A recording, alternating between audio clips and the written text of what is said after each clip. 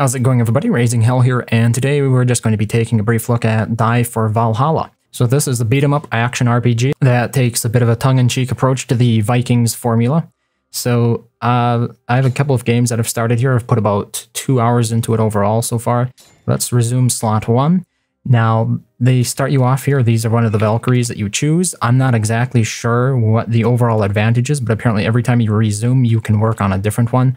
I think one of the big letdowns for me in terms of this game was the fact that the developers really don't do a good job of explaining what the difference is here between these besides the color. Maybe it only is color, and this is something to do with the fact that this game is capable of supporting local co-op up to 4 players, to my understanding anyway. So in the past I've been fall, and as you can see, my stats here have been upgraded over time because, like I said before, this is a bit of an RPG. So let's go ahead and choose her again, and we'll continue where I left off. So, as you can see here, we have a bit of a campaign map. We can zoom in and out. I am using an Xbox One controller for this. I think it works better than a mouse and keyboard, but you most certainly can use a mouse and keyboard as well. So this is our little character at the moment. This used to be a Valkyrie, but through some very strange occurrences, it's now just a regular little warrior type Viking, I guess you could say. So I have enough glory for an upgrade, and glory is something that you get over time. We're just going to enter the level regardless of that, because I think it would behoove me to show you the upgrading after I actually get into some gameplay. So here we are. I'm not exactly sure what the wolf is doing behind me. Like I said, I've only put in 2 hours of this game so far. Here are some bushes. We got a heart from that. I'm pretty sure. Oh, okay, we can use a heart. As you can see, you run back and forth here. You got a sword you can swing. Let me see here. What else? Entering a cave, though. You can block. I suppose most of this stuff would be better demonstrated. You can also kill yourself, interestingly enough, and then you become the actual Valkyrie.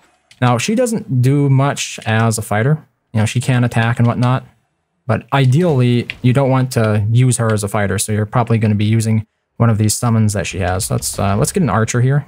We'll turn into an archer shortly. The archers can do a little bit. Okay, here we go. Flying head. I've never encountered one of these before. Apparently, you gotta jump to shoot it.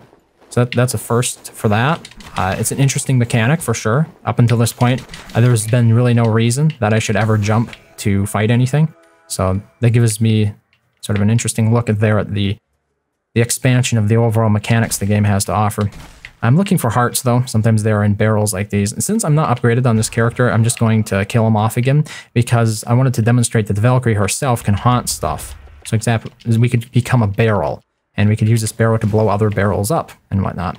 What else could we do? We could haunt one of these barrels, I believe. Oh, this is an exploding barrel. Let's go ahead and take a look by just jumping our way over the next arena. You know, you can see it's a bit like, I don't know, it reminds me of Street Fighter in that sense, how the arenas work. We can explode this spider. So that's an interesting mechanic right there. So even though the Valkyrie herself might not excel at fighting, the fact that she can haunt some stuff here can come in quite invaluable. Unfortunately, you know, we can't go back, so I just have to continue on here.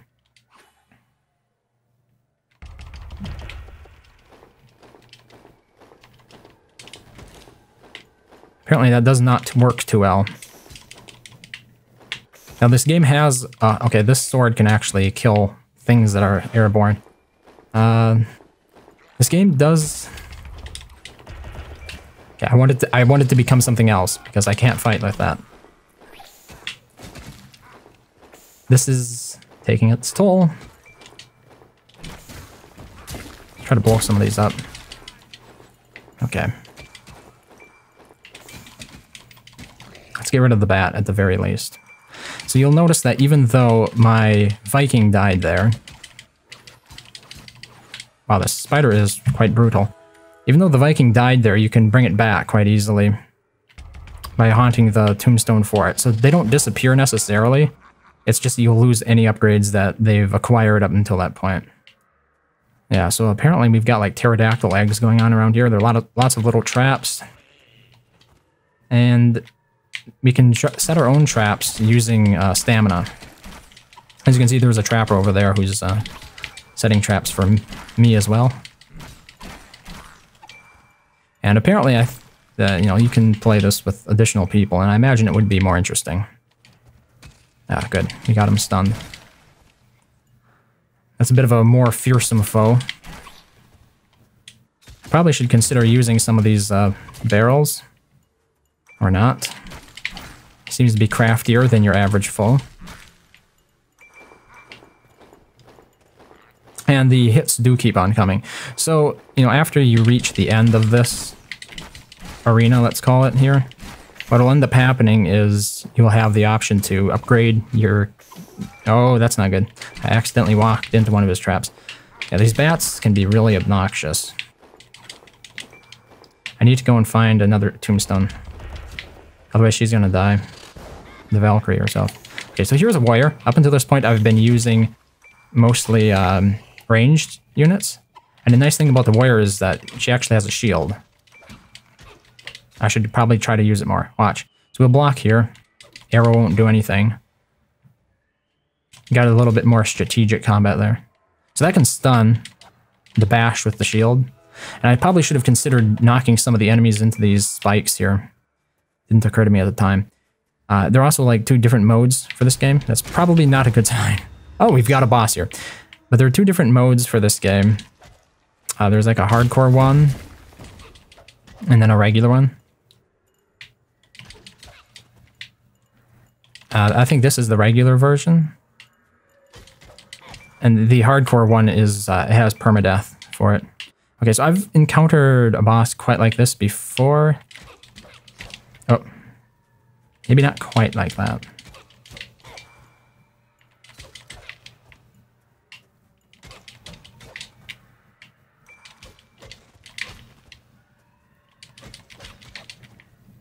Oh, you can just jump in and out. I don't think there are really any combos that this character has. So, like, the general attack buttons you use are going to be the Y button and the X button, I think. You can dodge with the B. Like I said, I'm using a Microsoft Xbox controller, so I think I'm actually doing some damage here, but the attacks come quite quickly. Probably would be better off... Wait, I cannot change into a different character at this point? No, apparently I'm just limited to this one character. Okay. I was gonna say, I probably would be better off with a ranged character for doing this. Oh, maybe the solution here is to actually make the boss walk. I should just try to get myself killed here. Because I'm interested to see... Oh, I wanted the bow. Okay. Well, this is like a berserker here.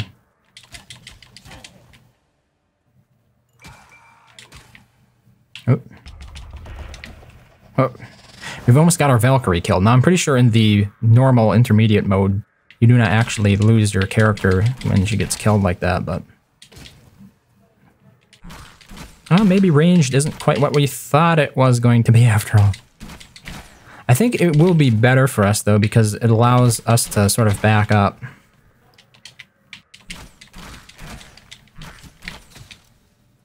Whew. Close.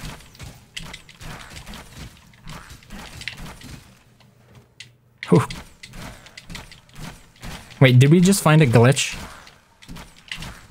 Couldn't hit me there. Yeah, so far I'm liking using the ranged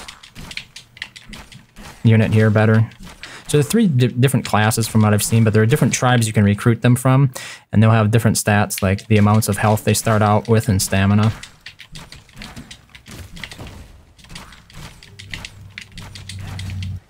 So I suppose this bit can seem a bit tedious. I wasn't really sure what I was going to get into. And this is a game that I've been planning on actually covering since like late May.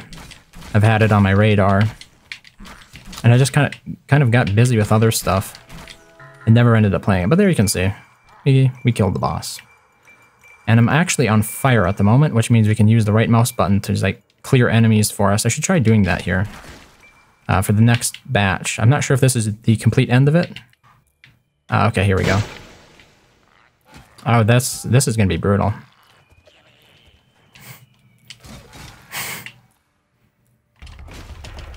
I still haven't figured out what is the best method for dealing with groups of archers, but regular archers have a big problem dealing with them.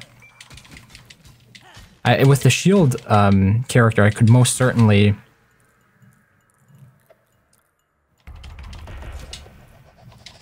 We might actually die as a Valkyrie here. Oh, that's close.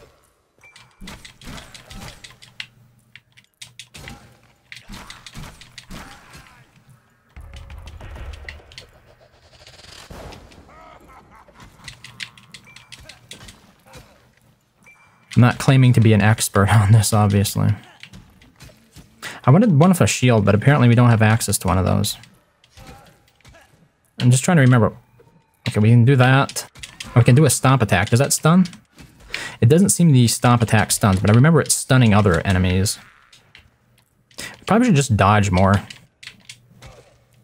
Like, they do have attack patterns, but sometimes getting stuck on their hitboxes is a little bit tricky. Or can make things a bit tricky.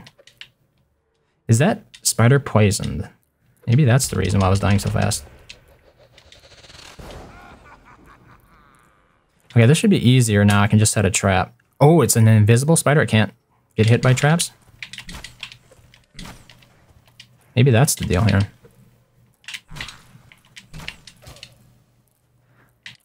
Yeah, we can get in like one attack before it hits us back.